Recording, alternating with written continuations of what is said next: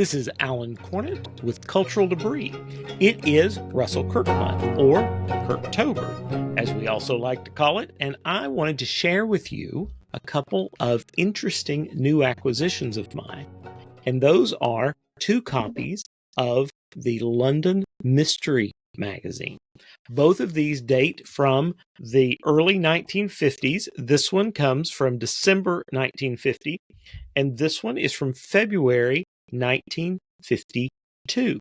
They contain new detective stories, it says, by world-famous authors. Mystery, crime, detection. What is interesting particularly about those for us is that these contain early stories by Russell Kirk.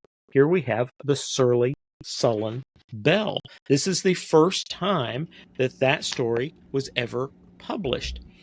This contains Old Place of Sorworth. Now, we know that story as Sorworth Place, but this was the original publication of it. So Russell Kirk was a student at St. Andrews in Scotland, and this was the way that he was making money to support himself while he was a student. Bradley Burzer records this period of Dr. Kirk's life in his biography. He talks about how Dr. Kirk really didn't have 2 cents to rub together and learned that he could make, for him, quite a bit of money, enough to support a student while he was in St. Andrews by writing these stories.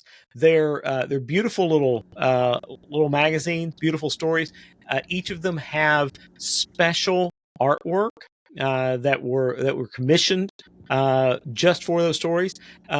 It was a level of attention to publication that we just hardly see anymore, because each of these stories have different artists who are doing these beautiful artwork.